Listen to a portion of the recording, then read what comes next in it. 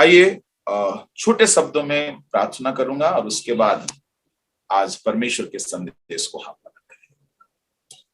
जलाली बादशाह, हम शुक्रिया करते हैं आज की इस आपकी पाक हजूरी के लिए। खुदावंद, हम आपकी दया की ओर निहारते हैं। आपके बगैर हम कुछ भी नहीं है, ना कोई खासियत, ना लियाकत, ना कोई खूबियां, परंतु प्रभु हम ना चीजों को आपने घुरे से निकाला, जहां बू आती थी, जहां कुछ भी नहीं था, किसी काम के काबिल ना थे प्रभु, परंतु आज हमें आप अपने बारी में रखा है और हमें दया किया है, आपके सेवा में हमें दाखिल कराया है। इस सौभाग्य के लिए प्रभु जी मैं बेहद शुक्रगुजार हूं और साथ ही साथ बर्निंग लैम्प मिनिस्ट्री के लिए भी प्रभु जी मैं धन्यवाद देता हूं। तमाम बाधाओं के बीच में तेरे दास और दासियों ने यह बीड़ा को उठाया कि प्रभु एक रिवाइवल मीटिंग रखा जाए और प्रभु जी हमारी जो मकसद है प्रभु, हम कलीसिया का महत्व को समझे और हम अपनी परिचय को पहचाने और हमारे उत्तरदायित्व को हम संभाले। ये जो 3 महत्वपूर्ण प्रभु जी और थीम रखा गया है, राजा आप ही उस पर हमें समझने की कृपा करिएगा प्रभु। हमारे ज्ञान और समझ और बुद्धि की आंखों को खोल दे, ताकि प्रभु भली भांति हमारी जिंदगी के उत्तरदायित्व को, परिचय, पहचान को, कलीसिया के सच्चाई को हम जानने पाए और जिंदगी में हम उन राहों में बढ़ने पाए जहां प्रभु हम अनंत मिरास के अधिकारी बने। खुदाया, आपके हजूरी में हम शिरकत करते हैं प्रभु, आपकी आवाज सुनने की आशा रखते हैं।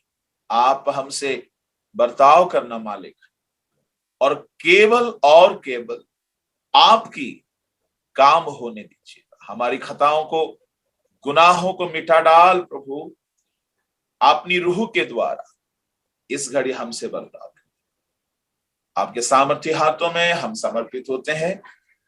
प्रार्थना यीशु के नाम से मांगते हैं, आमीन।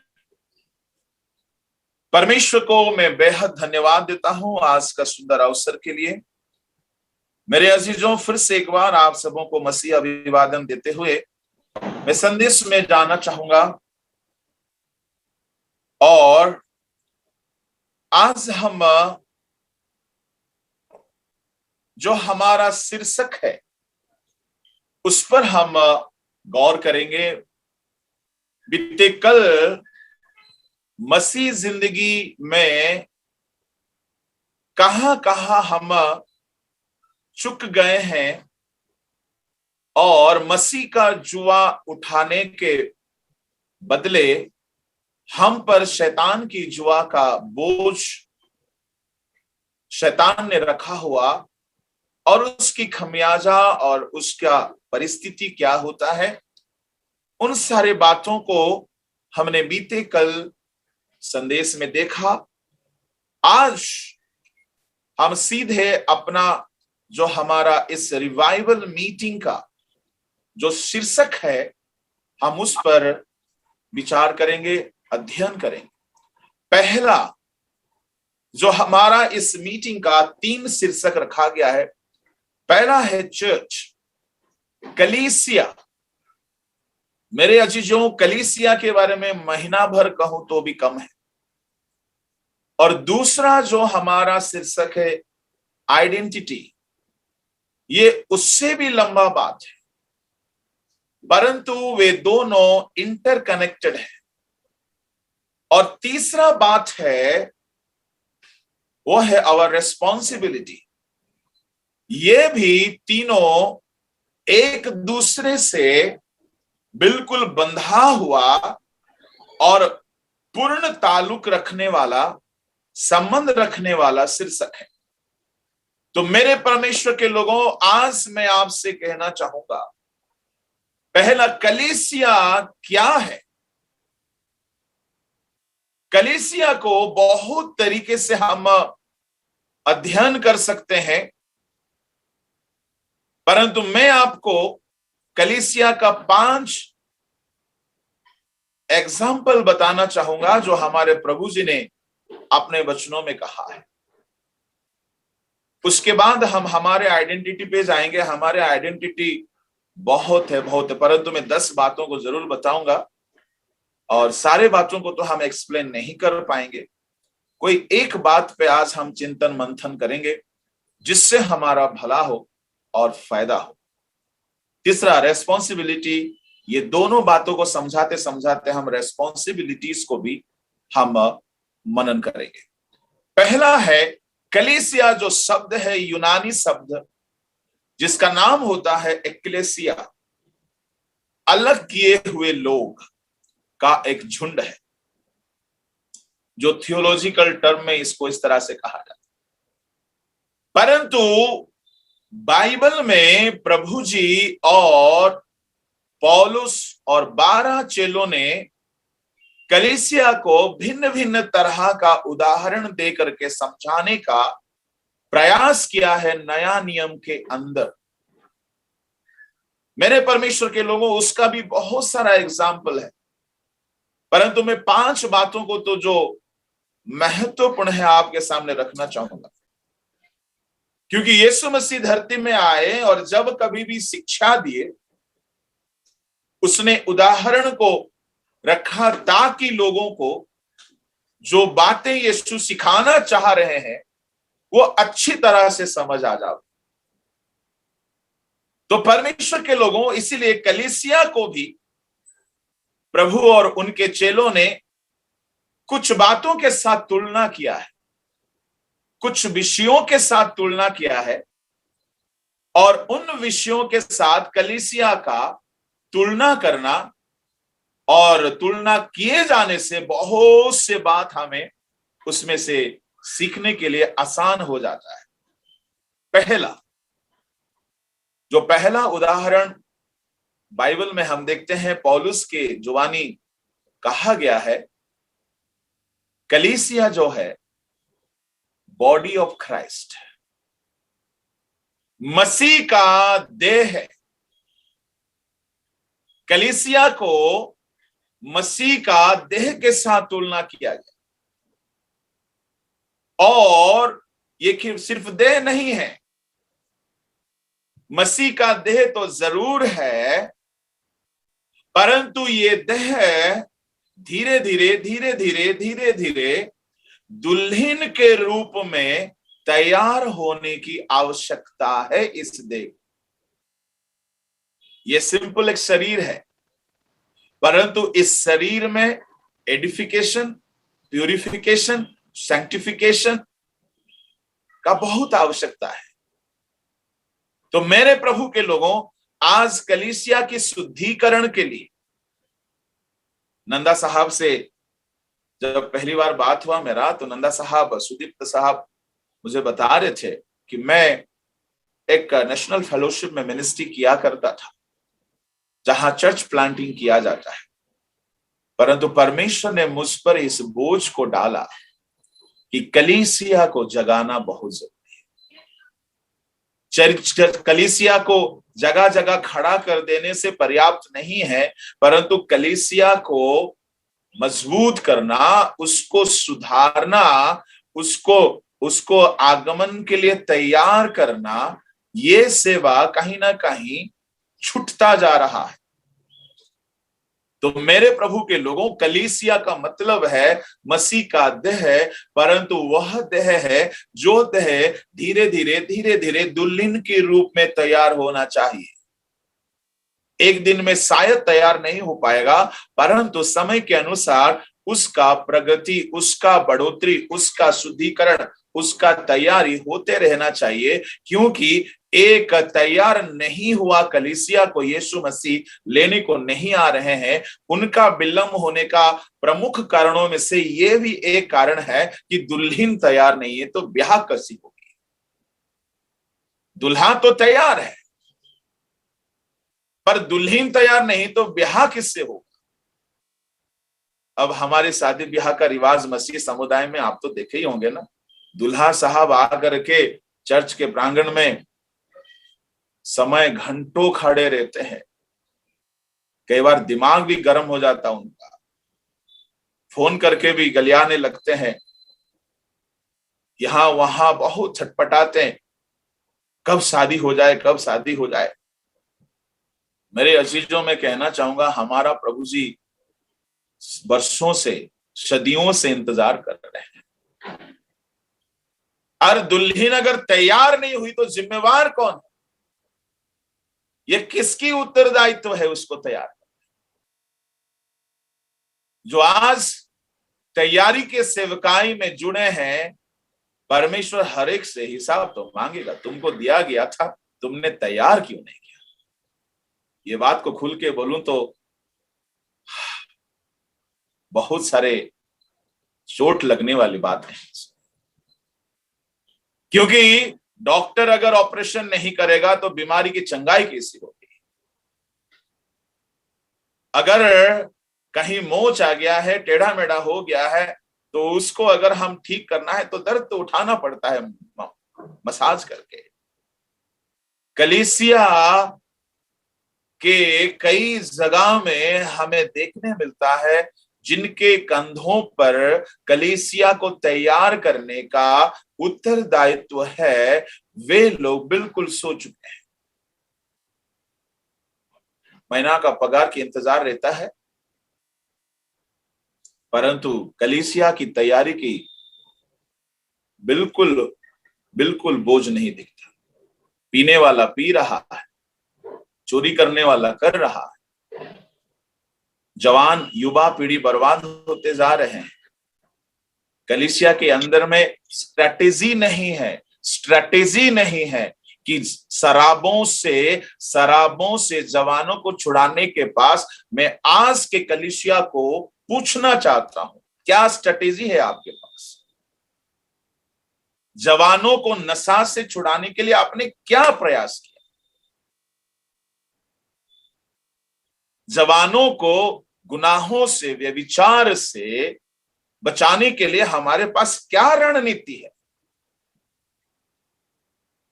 कलीसिया में फूट है, बैरभाव है, झगड़े हैं, तरह तरह का दुश्मनी है।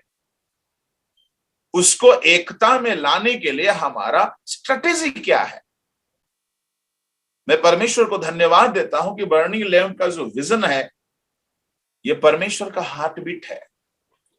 अगर हम परमेश्वर का धड़कन को अगर समझने का कोशिश करें, आज खुदा का दिल धड़कता है, एक एक सांस उसका धड़कता है कि कैसे करके लोगों को सुधारा जाए, उनको उनको उनको नजात दिलाया जाए, कि पूरे कलीसिया आहिस्ता आहिस्ता, एक दिन की बात मैं नहीं बोल रहा हूं, एक दिन में होता भी नहीं है, पर आहिस्ता आहिस्ता कलीसिया बेदाग कब बनेगी, झुर्रियां रहित कब बनेगी, निष्कलंक कब बनेगी?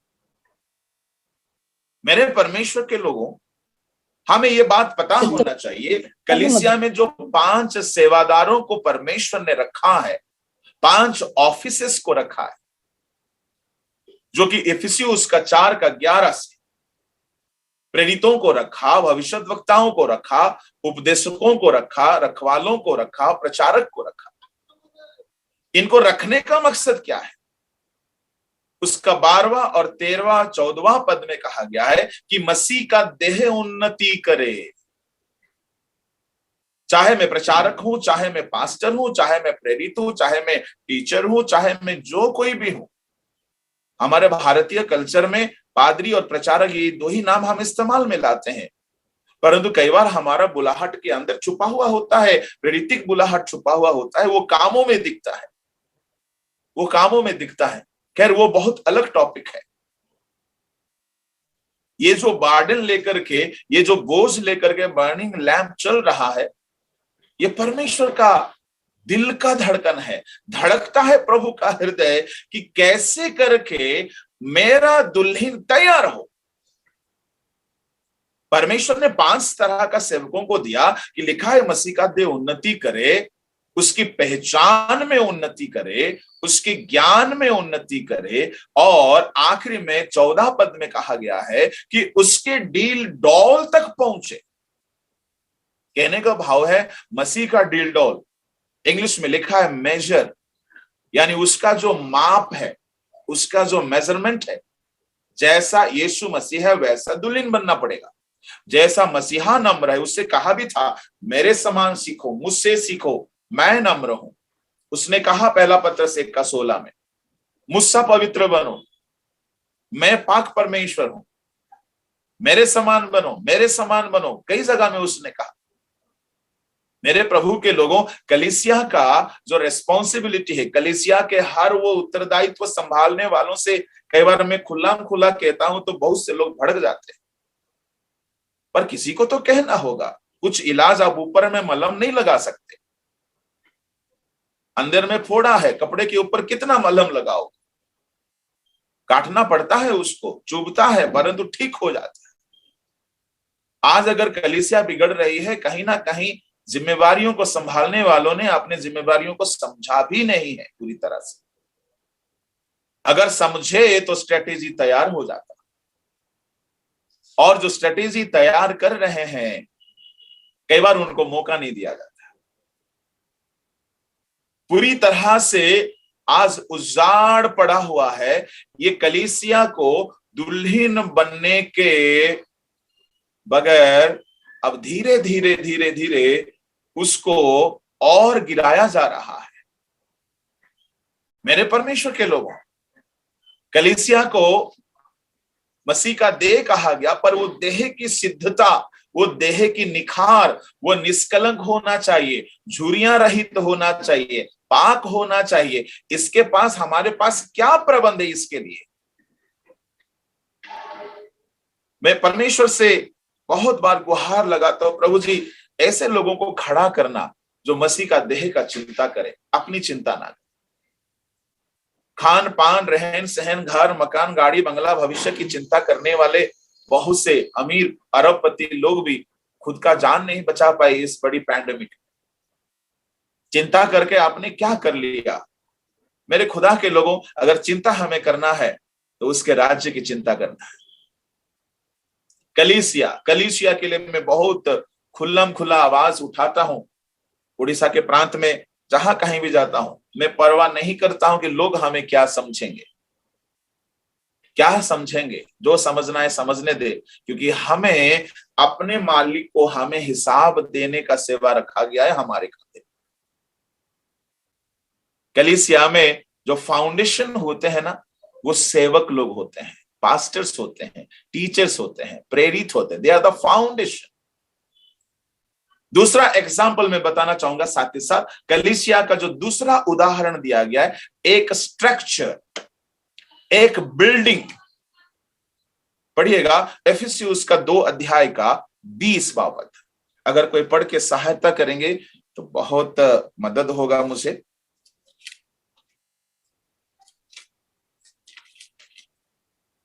एफिसियु 2 का 20।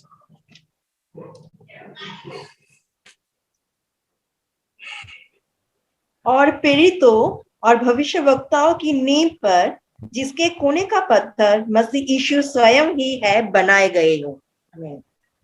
देखिए यहां चर्च में किसका स्थान कहां कहां है वो बताया जा रहा है। यह 3 बातें एक बिल्डिंग का यहां नाम पे लाया गया है। पहला है कॉर्नरस्टोन, यानी कोने का पत्थर। वो कौन है? कलीसिया का यीशु मसीह। ठीक है। दूसरा है बुनियादी पत्थर, प्रेरित और भविष्यद्वक्ताएं। तीसरा है आम विश्वासी, ऊपर वाला रचना है। चर्च को यहां एक बिल्डिंग के साथ तुलना किया गया है जिसका कॉर्नरस्टोन यीशु मसीह है। हमारे मसीही दुनिया में कलीसिया का एक बनावटी को एक बिल्डिंग के साथ यहां प्रभु बता रहे हैं बड़ा गौर से सुनिएगा। आज के जमाने में तो घर बनता है तो पिलर होता है, पहले बनाया जाता है तो कोने का पत्थर वाला सिस्टम अब धीरे धीरे गायब ही हो गया।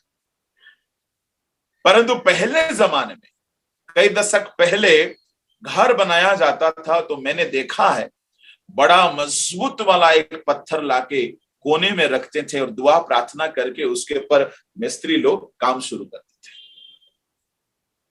तो कलीसिया में कोने का पत्थर पहले डाला जाता है, यानी पहला स्थान जो है वो कोने का पत्थर का, उसके ऊपर सारा बिल्डिंग खड़ा होगा, बाद में आएगा। यानी चर्च का पहला स्थान किसको मिलना चाहिए? प्रभु को मिलना चाहिए। आज बहुत से नया और कुछ पुराना भी डिनोमिनेशन है जिसमें यीशु मसीह को कॉर्नरस्टोन नहीं बनाया गया, यीशु मसीह को सेकंड प्रायोरिटी दिया गया।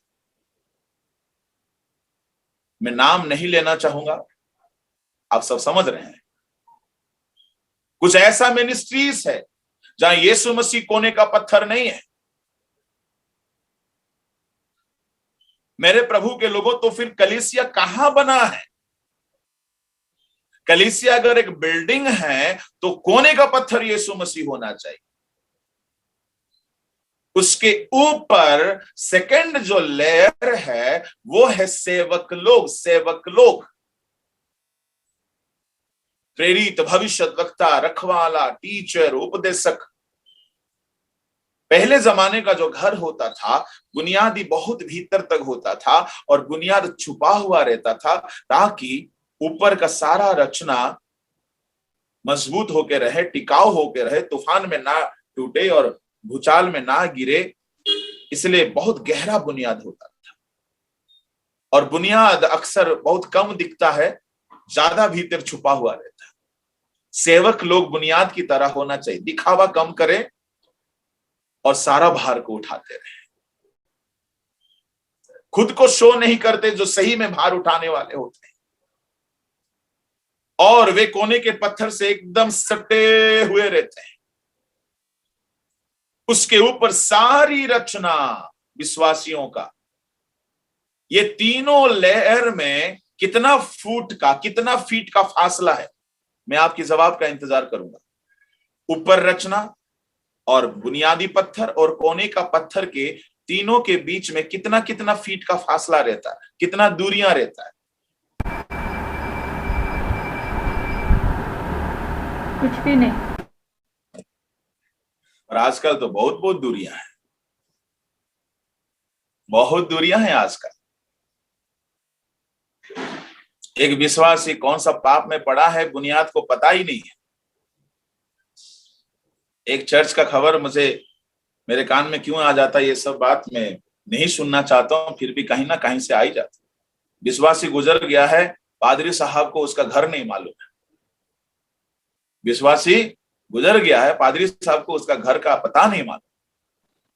फाउंडेशन से ऊपर वाला स्ट्रक्चर कितना दूर है, सोचिए। कहां है कलीसिया आज? मेरे खुदा के लोगों, ये तीनों एक दूसरे से मिले हुए रहते। ऊपर का जो रचना है सेवकों से, विश्वासी और सेवकों में बिल्कुल दूरियां नहीं होना चाहिए। ये दूरियां का ये फासला, ये जो गैप हटेगा कैसे पता है? इसके लिए कौन बोझ लेता है? फाउंडेशन को बोझ लेना पड़ेगा। ये सेवकों का रेस्पॉन्सिबिलिटी है कि विश्वासियों का हर भार को लेकर के घुटने टेके, आंसू बहाए। ज्यादा एग्जाम्पल बताने का जरूरत नहीं है। एक एलिया काफी था पूरा इजराइल का अकाल को हटाने के लिए। उतना भार उसने उठाया है और वो कर दिखाया। एक मूसा काफी था लगभग 50 लाख लोगों को मिस्र से निकाल कर लाने के लिए। वे लोग भार उठाने वाले सेवक लोग हैं। मेरे परमेश्वर के लोगों, आज सेवक लोग क्यों भार नहीं उठाते? अगर भार उठाएंगे तो दुनिया में खुदा तो उन्हें अनाथ नहीं छोड़ेगा। परमेश्वर उनकी चिंता जरूर करता है, मैं अपनी गवाही कई बार सेवकों की प्रोत्साहन के लिए बोलता हूं। मैंने सन 95 में प्रभु को पाया और तब से प्रभु के पीछे हो लिया। कभी सोचा नहीं था कि मैं कहां रहूंगा, कहां जाऊंगा, कैसा करूंगा, कुछ सोचा तक नहीं था। यह परमेश्वर का साफ साफ आवाज था और परमेश्वर मुझसे बातें किया। मैं किसी के कहने पर सेवकाई पे नहीं गया, परंतु तब से लेकर के आज 26 साल हो गए, मुझे रोटी कपड़ा मकान खान पान कमाई का चिंता होने नहीं दिया, ना मैंने कभी किया है। ऐसा बात नहीं है कि जरूरतें नहीं आई, जरूरतें नहीं आई, ऐसा कभी नहीं हुआ। और यहां तक कि मैंने कभी किसी के सामने ना डायरेक्टली या इनडायरेक्टली हाथ फैला। कई बार लोग इनडायरेक्टली बोलते हैं ना, वो भी जरूरत नहीं है हमें। जिसने हमें बुलाया है, जंगल में 40 साल अगर खिलाया 50 लाखों को, तो हमें तो खिलाएगा ही। 50 लाखों लोगों को, अगर 50 लाख लगभग लोगों को 40 साल तक ब्रांडेड कपड़ा पहनाया, तो हमें तो पहनाएगा। तो खान पान रोटी कपड़ा, ब्रांडेड में क्यों बोल रहा हूं? क्योंकि वो कपड़ा कभी फटा नहीं है, इसलिए वो डिवाइन ब्रांडेड का स्टिकर लगा हुआ है। ऐसा जूता पहनाया जो जो टूटा नहीं है, 40 साल तक टिकाऊ था। तो खान पान रोटी कपड़ा मकान के चक्कर में आजकल का जो सेवादार लोग है, असली बुलाहट को भूल गए। बड़े दुख लगता है कई बार हम सेवादारों की हालात को सुनते। पादरी साहब दुआ करे ना, एक बाइक खरीदना। अरे यार, खुदा ने तुझे बाइक के लिए थोड़ी बुलाया। परमेश्वर की इच्छा होगा तो बाइक देगा, प्लेन देगा, नहीं होगा तो नहीं देगा। आप अपनी सेवकाई को करते रहो, करते रहो। जो जरूरत है वो देगा, जो जरूरत नहीं वो नहीं देगा। मैं यही विश्वास करता हूं। मैं आपसे कहना चाहूंगा कि हमारे ऊपर जो भार रखा हुआ है, उस भार को हमको उठाना पड़ेगा। क्यों? मेरी आवाज सुनने वाले हर सेवकों से मैं कहना चाहूंगा, जो भी कलीसिया, जो भी झुंड, अगर आपको संडे स्कूल का झुंड मिला है, आपको यूथ ग्रुप का झुंड मिला है, महिलाओं का झुंड मिला है, आप अगर चर्च का झुंड को संभाल रहे हो, तो गौर फरमाइएगा, इब्रानी 13 का 17 में खुदा एक एक आत्मा का लेखा आपसे मांगेगा। खुदा तो मांगेगा, हिसाब तो देना पड़ेगा। मैं उन विश्वासियों की दशमांश तक नहीं लेता हूं जो विश्वासी मेरे बात पे नहीं चलते। ये खुदा मुझे पूछेगा, दशमांश तो लेकर के पेट भर रहा था, पर उन्हें तो क्यों नहीं समझाया? कई बार मैं क्यों ये बात बोल रहा हूं, एक बार एक बंदा ने दशमांश लेके मेरे घर आया, वो दूसरे चर्च का था। तो मैंने उनका पादरी साहब को फोन किया, बोला पादरी साहब आ जाइए, आपका भेड़ चरते चरते चरते यहां दूध देने को आ गया। जमशेदपुर की घटना है, आप पादरी साहब का नाम नहीं बता। आपका भेड़ चरने को इजाजत है, आप कहीं भी जाके चरो भाई, पर दूध कहीं नहीं देना। दूध अपने ही रखवाला को देना है। चरने के लिए इजाजत है, आप जहां जहां अच्छा चराइए, चरते रहो। कहां कहां फेलोशिप है, कहां कहां आपको बेनिफिट होता है, उसका बेनिफिट लो। खुशी से कभी कभार आप तोहफा दे सकते हो। तो मैंने उनका पादरी साहब को कॉल किया, वो समझे नहीं मेरे बात। बोलता मेरा भेड़ दूध दे दिया, क्या बात कर रहे हैं आप, आइए जल्दी, क्योंकि दूध ज्यादा समय नहीं रखा जाता, नहीं तो फट जाएगा, फिर किसी काम का नहीं होगा। पादरी साहब हड़बड़ा के अपना स्कूटर लेके आए। नहीं, बोलता ये लीजिए, आपका भेड़ दे के चला गया। वो बोले ये पहली बार मैंने जिंदगी में देखा कि मेरा भेड़ का दूध को कोई मुझे लौटाया है। आप पिए नहीं, ये मेरे लिए एक प्रचार का गवाही बन गया। मेरे खुदा के लोगों, मेरा कहने का भाव यह है, परमेश्वर पंछियों का चिंता करता है, तो क्या हम सेवादारों का चिंता नहीं करेगा? अरे 50 लाख लगभग लोगों का चिंता वो किया है। तो मैं अगुवों के लिए बोलना चाहूंगा, रोटी कपड़ा मकान पैसा गाड़ी बंगला की चिंता करते करते करते अगर हमने आत्माओं की चिंता के लिए समय नहीं निकाला, तो फिर हमें ये काम धंधा छोड़ देना चाहिए। क्योंकि बहुत बड़ा हिसाब हमारे न्याय के दिन में हमें सामना करना पड़ेगा, हिसाब देना पड़ेगा। मेरे प्रभु के लोगों, पता है एक बात बताऊंगा, बड़ा भयानक बात है, हम सबने पढ़ा हुआ बात है। जिसको एक सिक्का दिया गया था वो बंदा कुछ भी धंधा किया ही नहीं, गाड़ के रख दिया था।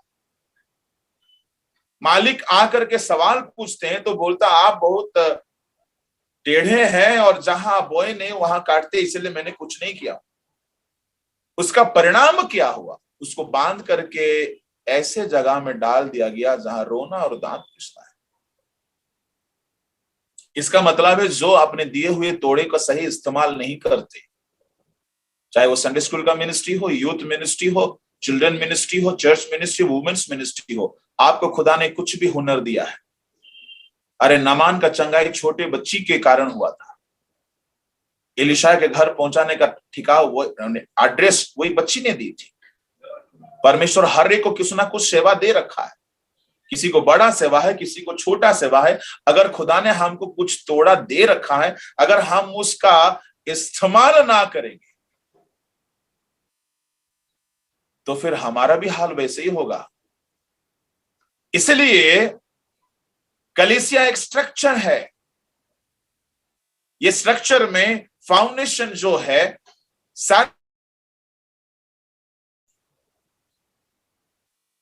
जेरुब्बाबेल की एक बात मुझे याद आ रहा है। जेरुब्बाबेल को परमेश्वर ने कहा कि जाओ मंदिर को बनाओ। तो जेरुब्बाबेल के हाथ में साहुल था। साहुल मिस्त्री लोग इस्तेमाल करते। साहुल क्या काम में आता है? दीवार को टेढ़ा होने से ठोक के, पीट के, मार के सीधा किया जाता है। कोई मिस्त्री को रोकेगा सीधा नहीं करने का, अपन ऐसा ही रहेगा। आज बहुत से कलीसिया के लोग ऐसा टेढ़ा है, उनको कोई छू के देखे, बहुत टेढ़ा है, कोई छू नहीं सकता। परंतु अगर खुदा ने आपको अधिकार दिया है, रेस्पॉन्सिबिलिटी दिया है कलीसिया खड़ा करने का, आपके हाथ में साहुल होना चाहिए, मेजरमेंट सही होना चाहिए। बताइए साहुल कौन है? जिसके आधार पे सीधा सीधा सही सही बिल्डिंग बनाया जाएगा। ये परमेश्वर का वचन का साहुल है। उस वचन से बाहर कोई भी टेढ़ा निकला हुआ ईंटा है ना, उसको धीरे पहले मिस्त्री मारता है, नहीं घुसा तो जोर से मारता है, और नहीं घुसा तो जोर से मारता है, आखिर नहीं घुसेगा तो काट के अलग करता है, पर दीवार को टेढ़ा होने नहीं देता है। कलीसिया में मेरे परमेश्वर के लोगों, खुदा ने हमें अधिकार दिया है, हम अपने अधिकार का सही इस्तेमाल करें, क्योंकि परमेश्वर ने हमें ऐसा बनाया है। मेरे प्रभु के लोगों, हम जिम्मेवारियों को संभालना चाहिए। जो गलत है उसके खिलाफ आवाज उठाना चाहिए, और बड़े नम्रता के साथ, आवश्यक के अनुसार हमें अपनी हिम्मत और धैर्य के साथ काम लेना होगा, क्योंकि मकसद हमारा बोल के निकल जाने का नहीं है, मकसद हमारा कलीसिया को खड़ा करने का है। कई बार डिबेट होता है, आर्गुमेंट होता है, हम डिबेट जीत जाएंगे पर आत्मा को खो देंगे। डिबेट होते होते इतना झगड़ा हो जाएगा कि बंदा बोलेगा इससे तो कभी मुंह नहीं दिखाना। डिबेट कई बार होता है, कई बार चर्च की कई बातों को लेकर डिबेट होता है। डिबेट जरूर करें, परंतु ऐसा करें कि डिबेट जीते जीते आत्मा की भी जीत ले। परमेश्वर के नाम की धन्यवाद। कलीसिया का जो तीसरा एग्जाम्पल है, कलीसिया एक बगान है। श्रेष्ठ गीत 4:16 में बगान के साथ क्या है? बगान है तो उसके पानी सींचने का काम होते रहना चाहिए। पहला कुरिन्थी 3:6-7-8 में पौलुस बोलते हैं, मैंने बोया है और अपुल्लोस ने सींचा है। कौन सा पानी सींचा है? अपुल्लोस का मिनिस्ट्री क्या था? टीचिंग मिनिस्ट्री था। कलीसिया में जिनको जिनको टीचिंग का मौका मिलता है, आपका शिक्षा लोगों को बढ़ने में मददगार होगा। प्रेरितों के काम उसका 18 अध्याय का 24 में अपुल्लोस का मिनिस्ट्री था, टीचिंग मिनिस्ट्री। वो बहुत अच्छा एक वक्ता थे। बाइबल में 3 लोगों को वक्ता के नाम से संबोधन किया गया है। एक है मूसा का भैया हारून, दूसरा है अपुल्लोस और तीसरा है पवित्र आत्मा। बाइबल में 3 वक्ता पाए जाते हैं, और अपुल्लोस का शिक्षा इतना अच्छा था, बहुत ज्ञानी बंदा था। पौलुस उसका तारीफ करते हैं और बोलते हैं, मैंने लगाया है अपुल्लोस ने सींचा है। शिक्षा का जल सींचने से कोई भी पौधा बड़ा तो होगा और फलवंत भी होगा। तो कलीसिया में टीचिंग मिनिस्ट्री बार बार होते रहना चाहिए। कलीसिया का जो तीसरा हो गया, चौथा एग्जाम्पल है, कलीसिया एक मसीह का देह है जिसमें निखार आना चाहिए, सिद्धता होना चाहिए। पहला एग्जाम्पल। कलीसिया एक स्ट्रक्चर है जिसमें कॉर्नरस्टोन और फाउंडेशन स्टोन और ऊपर वाला स्ट्रक्चर एक दूसरे से मिला हुआ होना चाहिए, सीधे सीधे सही सही तैयार होना चाहिए। तीसरा, कलीसिया एक बगान है जिसमें पानी सींचने का काम कलीसिया में होते रहना चाहिए, और फल ना लाए तो खाद डालने का काम भी होना चाहिए। ये खाद भी कुछ नहीं है, टीचिंग है।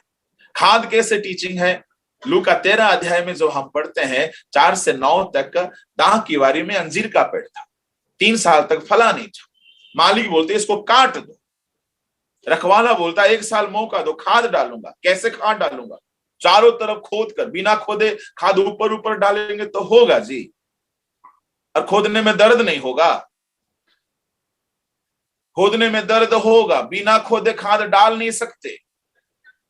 ऊपर ऊपर फेंक के आने से काम नहीं बनेगा। और खोदने का काम कैसे होता पता है? टीचिंग से होता है। लोगों को चुभेगा, दर्द होगा, तब खाद का असर भी होता है। परमेश्वर इज़ेकियल से बोला, अगर तू दुष्ट को ना चिताए तो दुष्ट का अगर मौत होगा तो उसका हिस्सा मैं तेरे सर से लूंगा, तेरे हाथ से लूंगा। खोद कर गलत मिट्टी को निकालने का काम खुदा ने हमें दे रखा है। कैसे भगवानी कर रहे हैं? गलत को देख करके कई बार मुंह बंद कर देते, अरे मैं क्यों बीच में फंसूं भाई, शांति से जीने दो मुझे। जिंदगी भर के लिए अशांत हो जाओगे नरक में, उससे ज्यादा भला तो यहां थोड़ा अशांति से लो, सच बोल करके। खुदा ने हमें किसान ठहराया है, माली ठहराया, रखवाला ठहराया है। और अगर हम खोदने का काम ना करें, खाद ना डाले, तो मेरे खुदा के लोग फलवंत तो गांच नहीं होगा, तो हिसाब प्रभु हमसे लेगा। खाद का बहुत सारा मीनिंग है, मैं नाम से बता दे रहा हूं। खाद क्या है? शुद्धता। जो डालियां छांटा जाता है वो बहुत फलता है। छांटा जाना, सैंक्टिफिकेशन, एक शुद्धता है। जो मुझ में रहे वो बहुत फलेगा। प्रभु में रहना एक खाद है। जो दिन रात मेरी व्यवस्था को ध्यान करता है वो उस वृक्ष के समान होगा, उस वृक्ष के समान होगा, अपने ऋतु में फलता है। व्यवस्था का ध्यान, वचन वचन वचन एक खाद है। किसान आखिरी बरसात की इंतजार करता है, याकूब 5:7, ताकि बहुमूल्य फल फले। पवित्र आत्मा का वृष्टि एक खाद है। ये सारे खाद को डालने के लिए कलीसिया में क्या प्लानिंग है, क्या एजेंडा है? आज जैसे नंदा जी बता रहे थे, एंटरटेनमेंट हमारा मकसद नहीं है। हमारा मकसद है कलीसिया कैसे फलवंत पेड़ हो जाए। कहीं ऐसा ना हो खुदा आकर के श्राप दे दे, तू भी सूख जा। मेरे प्रभु के लोगों, खाद डालने के लिए पहले तैयारी करना पड़ता है। इसलिए मैं इन दिनों में जो मीटिंग्स का ऑर्गेनाइजर्स होते हैं, मैं उनको बोलता हूं 3-3 दिन का उपवास का बेला ठहरा, तब हमें अच्छा से खोदने का समय मिल जाएगा। या तो बाइबल स्टडी का प्रोग्राम रखो, 2 दिन 3 दिन का, कुछ जैसे जैसे टॉपिक है, अच्छा से हल जोतने की तरह अच्छा से हम हल जोत सकते हैं। अगर भूमि उपजाऊ बनाया ही नहीं गया, वो करके कोई फायदा नहीं है। खाद ऊपर नहीं डाला जाता, खोदना पड़ेगा। और परमेश्वर का वचन से बेहतर खोदने वाला हथियार कुछ भी नहीं। परमेश्वर के नाम के धन्यवाद हो। इसलिए कलीसिया को एक बगान के साथ तुलना किया गया, जहां फलवंत वाला पेड़ को माली और रखवाले ध्यान देना चाहिए। चौथा, कलीसिया को सत्य का खंबा कहा गया। कलीसिया सच्चाई का खंबा है। पहला तीमुथियुस 3:15 में पौलुस बोलते हैं तीमुथियुस को, मेरे आने से अगर देरी हुई, सच्चाई का खंबा सरीखा। कलीसिया में कैसा रहना चाहिए, ये सारे बातों को तू मान करके चल तो तुझे मददगार होगा। कलीसिया the pillar of truth, the foundation of truth. Pillar सत्य जो है अटल होता है।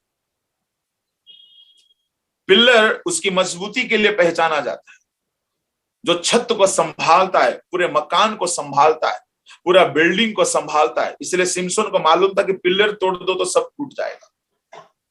कलीसिया में सारा चीज में सच्चाई होना चाहिए।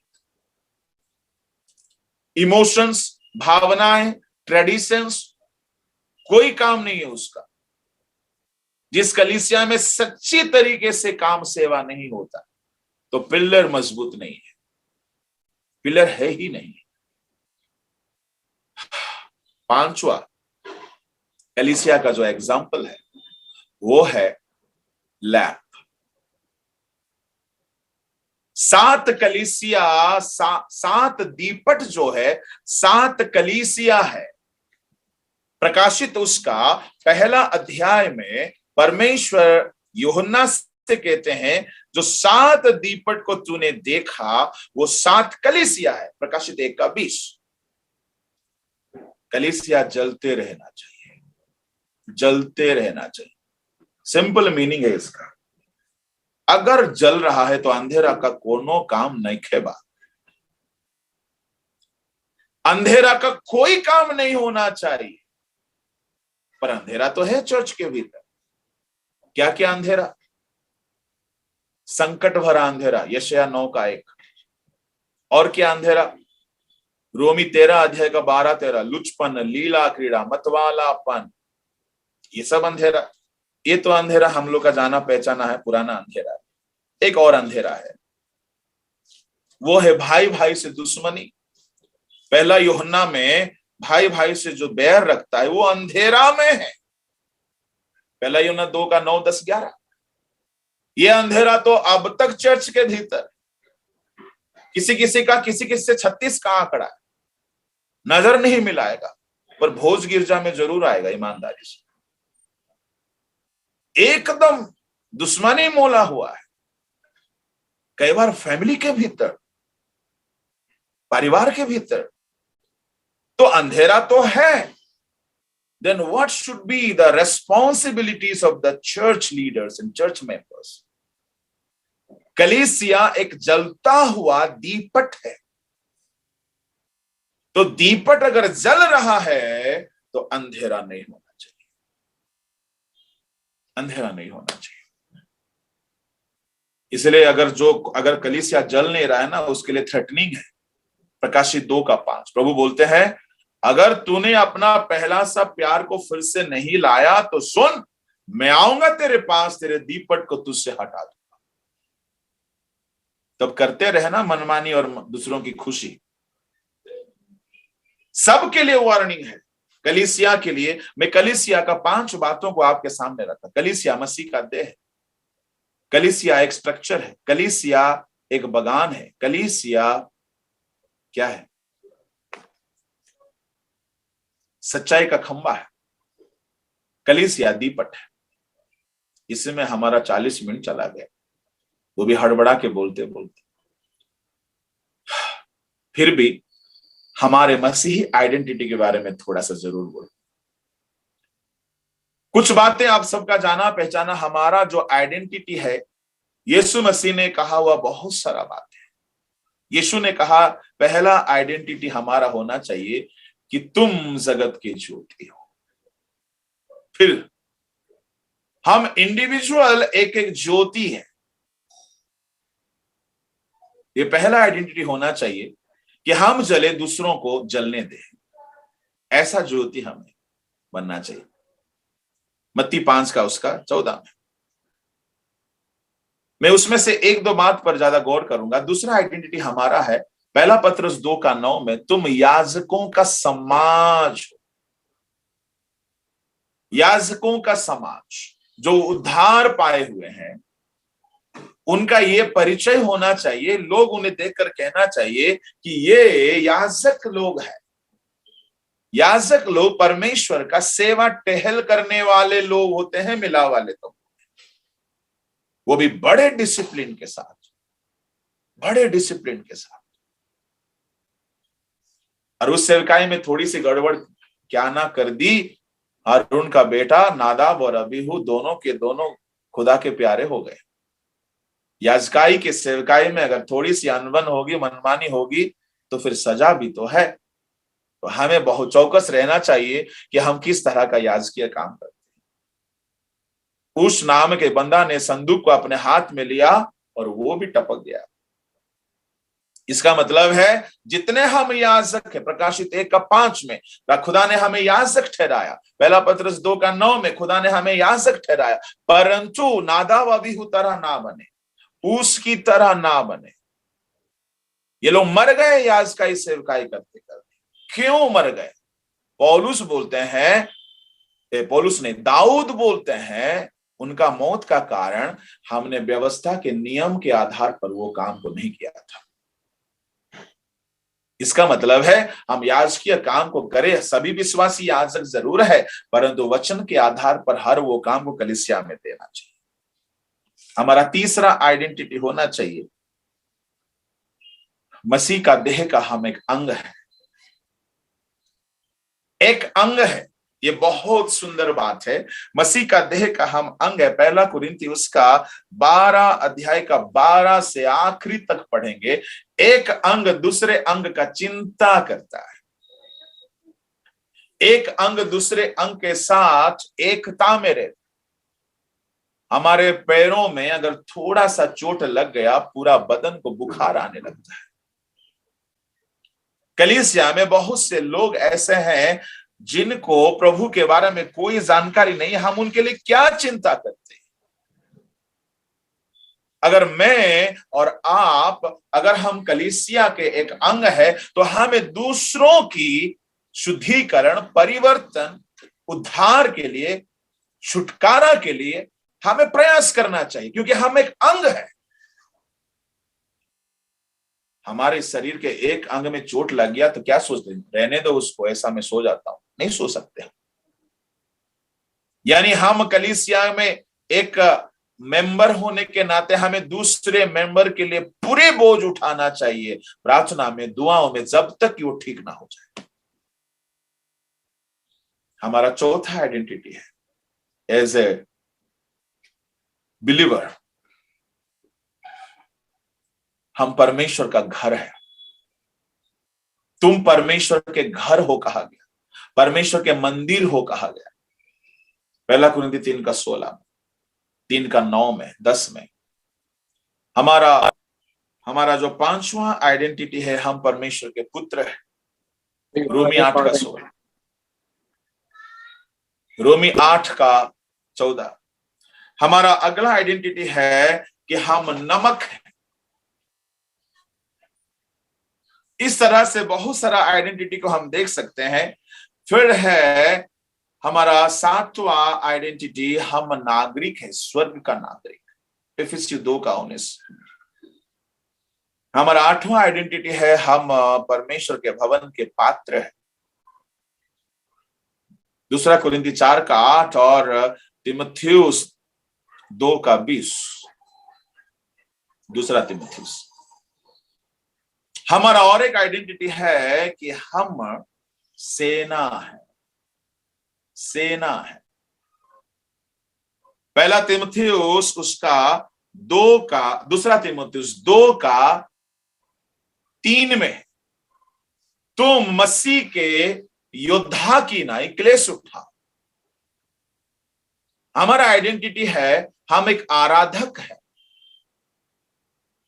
इस तरह से हमारा खुद का परिचय होना चाहिए चर्च में। हम एक योद्धा, लोग हमें कहना चाहिए ये हमारा कलीसिया का एक ऐसा योद्धा है, हमें बहुत से बातों में शैतान से लड़कर हमें छुड़ाने का काम किया। ये भाई एक नमक की तरह है, हमारे बेस्वाद जिंदगी को इसने आकर प्रार्थना, दुआ, वचन, आराधना के द्वारा स्वादिष्ट बना दिया। नमक बेस्वाद को स्वाद बनाता है, स्वादिष्ट बनाता है। ज्योति अंधेरा को दूर करने का काम करता है। योद्धा दुश्मनों से बचाने का काम करता है। हम सिर्फ मसीही कहलाने से नहीं होगा, हमें अपनी आइडेंटिटी का पहचान होना चाहिए। जो भी जिम्मेवारियां हमें सौंपा गया है उसको हमें बखूबी संभालना चाहिए। इसलिए प्रभु ने कहा, मेरे जुए को अपने ऊपर ले लो। लेना होगा, प्रभु का जुआ उठाना पड़ेगा हमें। और पूरा हल्का नहीं है, हल्का है कहा गया, मतलब थोड़ा सा भारी तो है, भार तो उठाना पड़ेगा हमें। बिल्कुल हम निश्चिंत नहीं रह सकते। जैसा आइडेंटिटी है वैसा हमारा काम होना चाहिए। सोल्जर है, कितनों को हमने छुड़ाया दुश्मन से, हमने कितनों को पाप से छुड़ाया, कितनों को हम बुरे लत से छुड़ाया। एक एक एक सोल्जर होने के नाते, एक सोल्जर का अगर आइडेंटिटी है समाज में, वो सोल्जर कितना युद्ध किया, कितने कामों में वफादार रहा, कितने कितने बार उसने युद्ध में जीता, उसके आइडेंटिटी के आधार पर उसको इनाम मिलता है। इफिसियों 6 का 10, 11, 12, 13 पढ़ेंगे तो वहां पे पौलुस कहते हैं, निदान भाइयों, परमेश्वर की शक्ति और सामर्थ में बलवंत हो जाओ और शैतान की युक्तियों के सामने तुम खड़े रह सको, क्योंकि हमारा मल्ल युद्ध मनुष्य से नहीं है, मांस और लहू से नहीं है, शैतान से है। यानी शैतान से लड़ने वाला एक योद्धा के रूप में हमारा पहचान होना चाहिए। पाप से लड़ने वाला एक वीर के रूप में हमारा पहचान होना चाहिए। हम अगर योद्धा है तो हमारी जिंदगी में बहुत सा युद्ध है।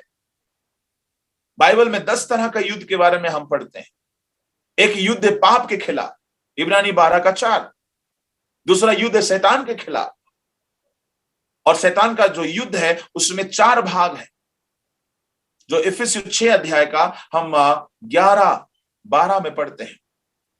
हमारा मल्ल युद्ध मनुष्य से नहीं है, मांस और लहू से नहीं है, परंतु दुष्टात्मा के खिलाफ है। संसार के उस वचन को अगर पढ़ेंगे तो उसमें 4 भाग हैं। फिर समय नहीं है पढ़ने की आवश्यकता, मैं नहीं समझता हूं। हम एक योद्धा है, बहुत सारे बातों से हमें लड़ना पड़ता। दूसरा पत्रस 2 का 11, दूसरा पत्रस या पहला पत्रस, वहां पे संसार की अभिलाषा के खिलाफ हम लड़ने के बारे में पत्रस कहते हैं। पहला पत्रस 2 का 11। ये सारे युद्ध से बढ़कर हमारा युद्ध है विश्वास का युद्ध। पौलुस बोलते हैं विश्वास की अच्छी कुश्ती लड़ लिया, परंतु ये सब युद्ध के ऊपर पहला युद्ध हमारा होना चाहिए परमेश्वर से लड़ना। अगर कोई परमेश्वर से नहीं लड़ा है, ये बाकी से नहीं लड़ सकता। कौन लड़ा था परमेश्वर से और जीत भी गया था? मिस्टर याकूब। कैसा लड़ा था? भुजबल का लड़ाई नहीं था, अपने बाहुबल का लड़ाई नहीं था, उसका लड़ाई था आंसुओं का, प्रार्थना का, आंसुओं का, प्रार्थना का। होशे 12 अध्याय का 3-4 में याकूब ने गिड़गिड़ाया और रोया लिखा है। उसने परमेश्वर के ऊपर जय पा लिया। अगर कोई बंदा एक मसीही जिंदगी में एक विश्वासी के रूप में उसका आइडेंटिटी है, तो उसका आत्मिक आइडेंटिटी को समझना चाहिए कि वो एक योद्धा है, वो एक ज्योति है, वो एक नमक है, वो एक परमेश्वर का देह का अंग है, वो एक आराधक है। अपनी रेस्पॉन्सिबिलिटी को अगर वो समझ जाए तो फिर वो ईमानदारी से काम करेगा, और ईमानदारी से अगर काम किया, प्राण देने तक विश्वास योग्य रहा, तो जीवन का मुकुट उसके हाथ से कोई छीन नहीं सकता है। युद्ध में ही जय आता है, और जो जय पाए उसे सिंहासन नसीब होगा। मेरे प्रभु के लोगों, बहुत से बातों से हमें लड़ने की बातें धर्मशास्त्र में बताई गई है। हम योद्धा की तरह अगर लड़ते रहें पापों के खिलाफ, अभिलाषाओं के खिलाफ, शैतान के खिलाफ, विश्वास को ठंडा करने वाला जितना परिस्थिति आता है उसके खिलाफ हम कितना लड़ते हैं। और अंतिम बात मैं कह करके समाप्त करना चाहूंगा, जो बंदा परमेश्वर से लड़के जीता है वो सबसे लड़ सकता है। सबसे यानी मनुष्य से नहीं बोल रहा हूं मैं, इन सारे मुश्किल परिस्थितियों से लड़ सकता है। प्रतिदिन जो परमेश्वर के सम्मुख में प्रार्थनाओं का युद्ध करता है, क्योंकि आंसुओं का प्रार्थना में परमेश्वर भी हार मानते हैं। हिजकिय्याह को देखिएगा, हन्ना को देखिए, इजरायलियों को देखिए, इन्होंने रोया प्रभु ने उनको 400 साल की गुलामी से छुड़ाने के लिए परमेश्वर को भेजना पड़ गया मूसा को। हाना का आंसू परमेश्वर को मजबूर कर दिया कि उसका बांझपन दूर कर। हिजकिया का आंसू परमेश्वर को मजबूर किया कि परमेश्वर का अपना बोला हुआ बात को वापस ले ले और उसको जीवन दे दे। आंसुओं के प्रार्थना का युद्ध से बढ़कर शायद ही कोई युद्ध है। इसलिए जो माताएं, जो बहनें, जो पादरी, जो विश्वासी आंसुओं से परमेश्वर के सम्मुख लड़ना सीखा है, वो फिर शैतान से, पाप से, सारे परिस्थितियों से लड़ सकता है। हमारा रेस्पॉन्सिबिलिटी है हम एक योद्धा बने। पौलुस ने बोला, मैंने अच्छी कुश्ती लड़ी, मैंने विश्वास की रखवाली की है, मैंने अपनी दौड़ को पूरी कर ली और योद्धा ही जय पाएगा, जय पाएगा, जय पाएगा। जो जय पाए उससे प्रभु जीवन का मुकुट देंगे, उससे प्रभु सिंहासन देंगे। मेरे प्रभु के लोगों, हम अंतिम युग के अंतिम कगार पर है और हमें अपने उत्तरदायित्व को समझना होगा और कार्य में उससे तब्दील करना होगा। अगर हम तब्दील कर रहे हैं तो इनाम हमारे लिए रखा होगा और कोई उसे छीन नहीं सकता। अगर हम अपने उत्तरदायित्व को ही नहीं समझ पाएंगे, फिर कहां हम जा रहे हैं हमें पता ही नहीं है, तो फिर हम गलत मंजिल में जाके पहुंचेंगे जहां रोना और दांत पिसना होगा।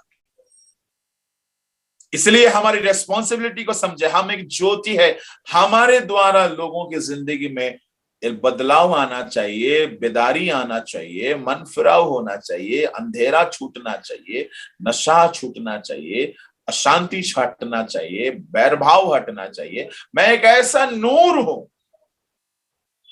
या मेरे काउंसलिंग, मेरा प्रार्थना, मेरा संदेश, मेरा आराधना, मेरा मेरा मेरा मेरा सेवकाई लोगों की जिंदगी में ज्योति चमकता है। That is my responsibility. हमारा रेस्पॉन्सिबिलिटी है कलीसिया में जितने हमको सेवा दिया गया, जो भी छोटा हो या बड़ा, हर एक पेड़ को खाद डालने का काम हमारा है। तरीका उसका अलग अलग हो सकता है, पर खाद डालना ही तो होगा, क्योंकि फलवंत पेड़ को प्रभु ढूंढ रहे हैं। मेरे प्रभु के लोगों, बहुत से सेवकाई को हम बनाने का समय कुछ ऐसा ईंटा होता है जो थोड़ा एक्स्ट्रा निकला हुआ है, उसको साहुल के हिसाब से, परमेश्वर के वचन के हिसाब से, उसके मेजरमेंट से हमें उसको ठीक करना है। जो प्यार से ठीक हो जाए तो भला, नहीं तो फिर उसके लिए हमें अधिकार का प्रयोग करना होगा, पर हम उसको यूं जाने नहीं देना है। क्योंकि हमारे सारे रिस्पॉन्सिबिलिटी जो खुदा ने हमें दे रखा है, उसके लिए हमें जवाबदेही है और जवाब देना भी होगा। लेखा तो हमारा लिया जाएगा।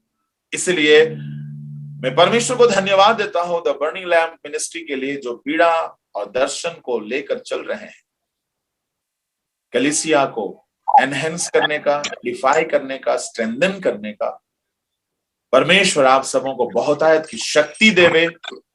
और मैं दुआ में जरूर स्मरण करूंगा, वो एक काम में हम कभी कंजूसी नहीं करते, तो जरूर परमेश्वर का धड़कन को समझकर हम उसके मुताबिक चलें, तो परमेश्वर के दिल के मन भावने हम हो जाएंगे। क्योंकि परमेश्वर हमारे बारे में यही कहना पसंद करेगा, ये मेरा प्रिय पुत्र है, मैं इससे अत्यंत प्रसन्न हूं। अगर वो स्थिति में हम नहीं आए तो फिर हमारी जिंदगी का मकसद को हमने भूल गया और हम क्या कर रहे हैं हम नहीं जान रहे हैं।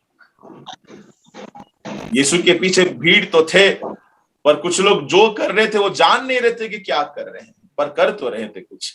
They were doing something which they never knew what were they doing. ऐसा झुंड हम ना बने। God is not expecting more quantity, but he is expecting good quality. ऐसे भी स्वर्ग में जाने वालों की संख्या बहुत कम है, बहुत कम है। तो मेरे प्रभु के लोगों, छोटे झुंड की ओर उसकी नजर है।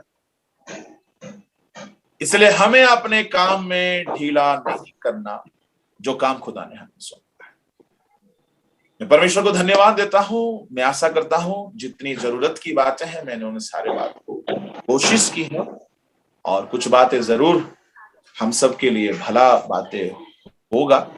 और प्रभु सहायता करे इन सारे वचन हमारी जिंदगी में 100 गुना फल लाएं, और इसी वचन के साथ मैं समाप्त करता हूं। आइए छोटा सा दुआ करें। स्वर्गीय पिता, हम धन्यवाद करते हैं मालिक, थोड़ी देर आपकी कलाम से कुछ बातों को सीखने समझने का मौका हमने दिया, हमें दिया प्रभु। इस मौके का सही इस्तेमाल करके हम अपनी जिंदगी में आगे बढ़े और अपनी जिम्मेवारियों को समझे, ताकि अंत में प्रभु हम दंड के भागी ना हो, परंतु सिंहासन के सहभागी और उत्तराधिकारी बने। ऐसे हमारे पर दया करिए। द बर्निंग लैम्प मिनिस्ट्री के सभी प्रमुख भाई बहनों को, सेवादारों को, सभी सदस्यों को प्रभु अपने अपने आइडेंटिटी को, अपने रेस्पॉन्सिबिलिटी को समझने में सहायता करना, ताकि वे सचमुच एक बर्निंग लैंप बन जाए, अंधेरा को दूर करने वाला एक झुंड बन जाए। खुदाया, ऐसा आपने दया किया प्रभु, हम विश्वास करते हैं। इन सारी दुआओं को आपने कबूल किया पिता, हम इसलिए धन्यवाद देते हैं। सारे आदर, महिमा, इज्जत, गौरव आपको दे करके इस प्रार्थना को यीशु के नाम से आमीन।